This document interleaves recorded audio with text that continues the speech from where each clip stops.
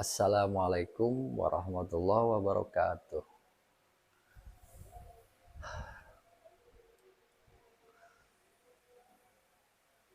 Ada beberapa pertanyaan dari sahabat-sahabat misteri, terutama di channel Pelukis Dua Alam, yaitu menanyakan tentang bagaimana caranya mengenal sedulur papat. Nah, ini saya juga bingung nih menjelaskannya. Atau biasa orang Jawa bilang selain sedulur papat yaitu papat kalima pancer.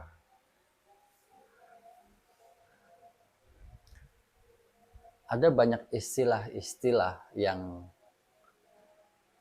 mungkin kita hanya terjebak oleh kalimat-kalimat yang terkesan sakral, bahkan akhirnya menjadi sugesti bahwa itu hal klinik.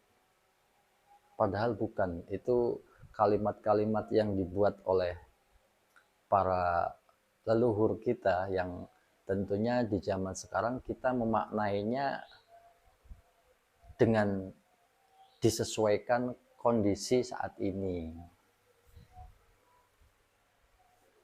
Sedulur papat itu bisa juga dimaknai dengan 4 elemen atau 4 unsur yang ada pada dalam diri kita, yaitu air, api, udara, dan tanah atau bumi. Nah, kita sebut aja yang 4 tadi sebagai perjalanan awal untuk mengenal sedulur papat itu. Yang pertama yaitu 1, air. Tentunya manusia sangat membutuhkan air. Tanpa itu secara ilmiah itu sulit untuk bertahan hidup. Maka ketika 4 unsur itu ada yang hilang salah satunya, maka kondisi kita tidak akan sempurna. Misalkan dalam beberapa hari lamanya kita tidak menemukan air, maka terjadinya kita akan kehausan dan tidak bisa bertahan lama karena tubuh kita membutuhkan air. Nah, air ini selain dibutuhkan untuk raga kita, air juga satu makhluk Tuhan yang tentunya hidup dan bisa berkomunikasi. Akan tetapi biasanya kita tidak bisa menangkap apa kehidupan air. Ada sisi selain yang kita lihat, apakah ada makna di dalam air tersebut. Nah, untuk lebih dalam mengenal tentang sedulur papat, setidaknya 4 unsur ini kita pahami sifat-sifatnya. Yang pertama, air itu sifatnya basah tentunya ya, dan menyegarkan. Bisa sebagai konsumsi untuk tubuh kita, bisa untuk nyuci, bisa untuk berbagai macam kebutuhan dalam kehidupan kita. Dan apakah dalam satu hari kita pernah berbincang atau berdialog dengan air yang kita konsumsi dan yang kita gunakan itu, berbicara atau mengucapkan rasa terima kasih kepada air yang telah membantu kita? Pasti kita lupa, karena kita hanya langsung meminum dan untuk mandi dan lain sebagainya tanpa ada komunikasi batin. Nah, untuk lebih mendalami tentang sifat-sifat air, maka hendaknya kita melatih kepekaan batin kita untuk bisa berdialog dengan makhluk yang satu ini. Jangan dikira air itu nggak bisa bicara. Dia bisa bicara, tapi tentunya nggak seperti manusia. Hanya batin kita yang paham komunikasi kita dengan sang air. Bagaimana cara komunikasi dengan air? Ya, kita tidak harus mengucap langsung dengan mulut. Karena nanti kalau kita keceplosan lagi ngobrol sama air, terus ada orang lihat, mungkin kita dibilang stres atau gila gitu ya. Ya tentunya dengan bahasa batin. Misalkan ketika kita mau minum kan biasanya ya setidaknya bismillah ya. Kalau dalam agama itu dianjurkan untuk bismillah. Itu juga maknanya bahwa kita eh, saling merestui, meridoi air ini akan menyegarkan tubuh kita ketika kita minum. Tapi kalaupun tidak dengan bahasa salam, mungkin dengan bahasa kita sendiri, bahasa sehari-hari, ya ucapkanlah terima kasih kepada air yang setiap hari sudah mau rela saya gunakan dengan keperluan saya. Bahkan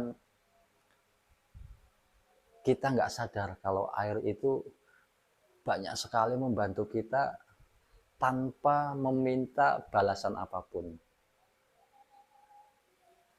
Dijadiin mandi mau, dijadiin air minum juga mau, bahkan disuruh nyebokin, membersihkan kotoran kita pun dia ikhlas. Dia tidak pernah membantah. Karena memang itulah tugas yang harus dijalani oleh air. Dan kita hanya memanfaatkannya, akan tetapi tidak pernah merasa bahwa air itu bisa loh bicara. Mungkin agak aneh kedengerannya, tapi semua saya lakukan.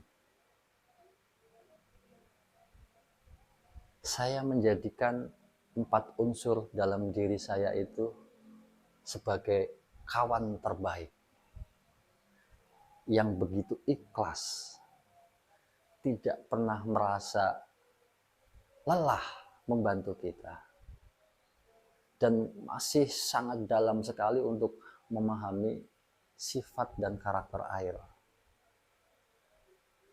Dan dampaknya apa?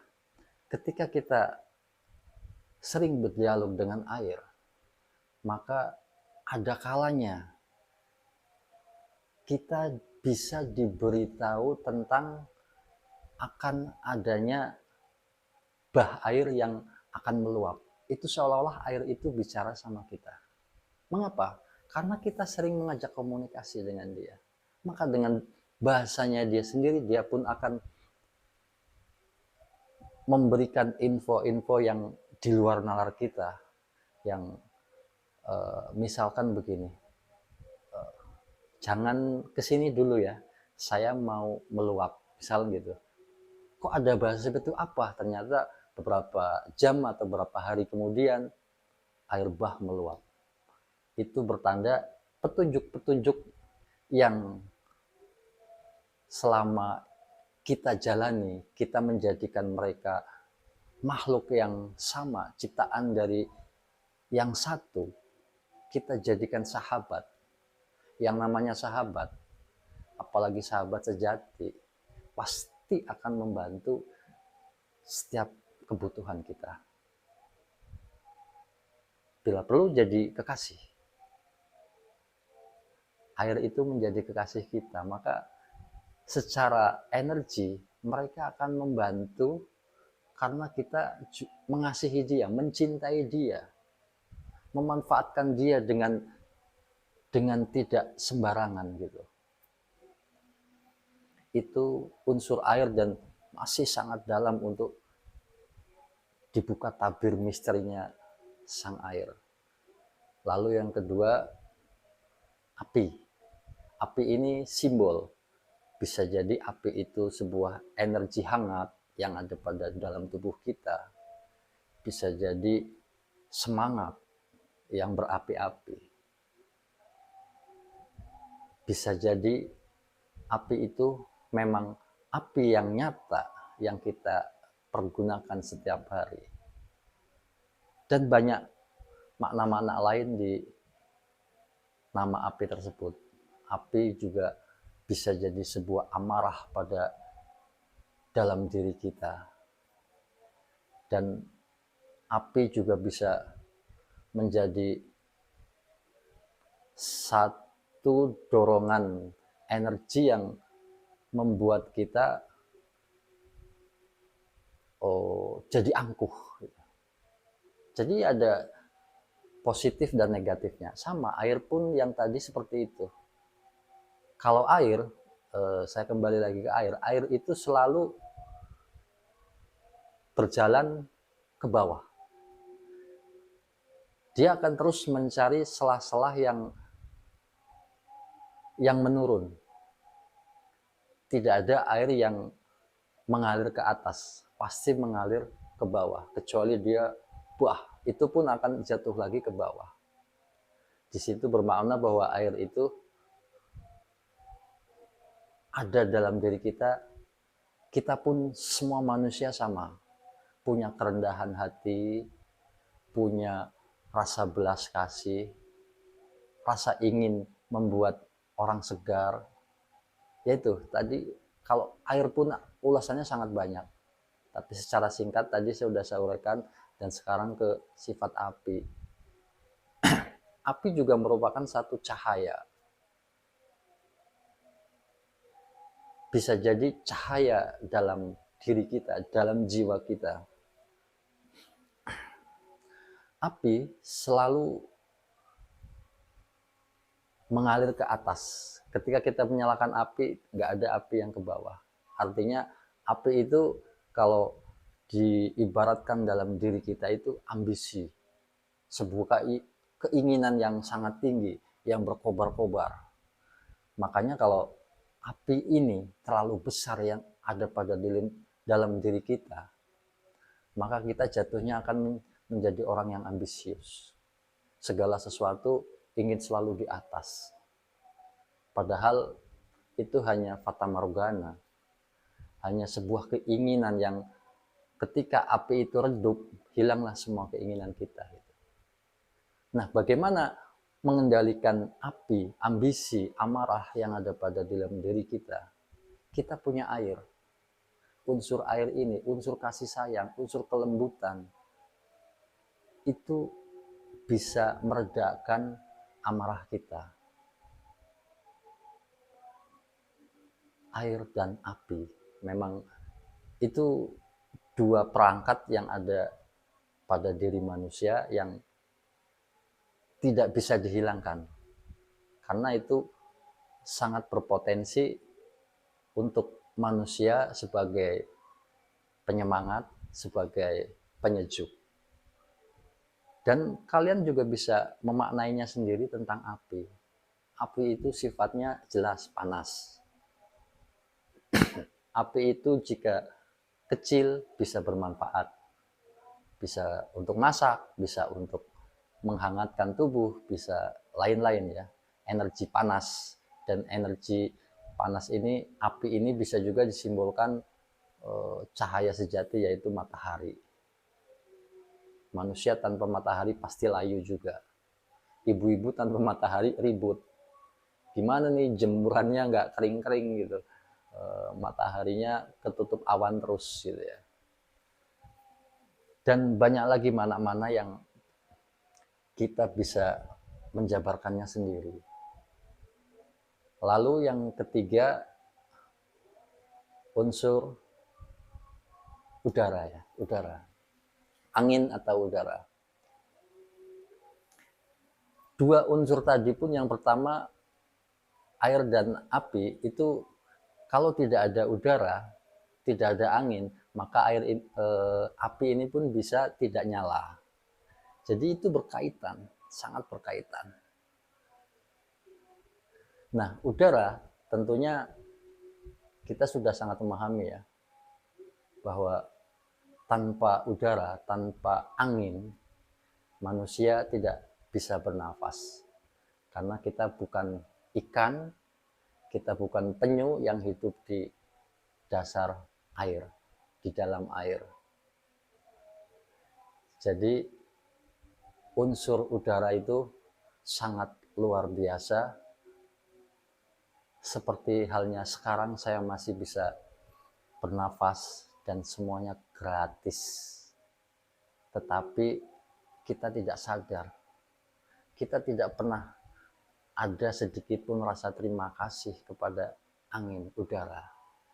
Ya setidaknya seperti tadi saya bilang seperti pertama. Mungkin bangun tidur, terus menghirup udara segar, ya alhamdulillah. Ucapkan terima kasih kepada angin, kepada udara yang sudah rela membawa saya dalam kehidupan ini. Sehingga saat saya tidak tersadar, saat saya tidur, engkau tetap keluar masuk menjadi nafas untuk kehidupan ragaku. Rasa terima kasih yang lebih afdol ketika kita mengucapkan dan menghayati betapa hebatnya Sang Gusti menciptakan segala unsurnya. Semuanya berkaitan tanpa terkecuali. Angin pun sama, punya kedahsyatan. Bisa jadi puting beliung, bisa jadi angin topan. Dan ketika kita sering berkomunikasi dengan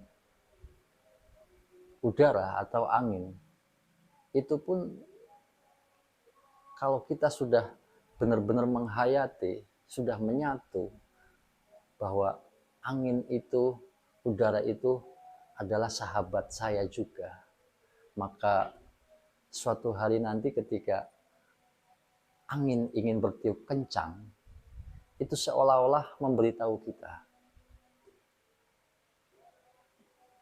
ya kalau bahasa kita, saya mau lewat dulu ya, tapi agak kenceng. Ya, kalaupun ada yang kena sambaran saya, mohon maaf, misalkan begitu. Itu tapi bahasanya nggak full begitu ya. Hanya bisa dipahami oleh batin kita.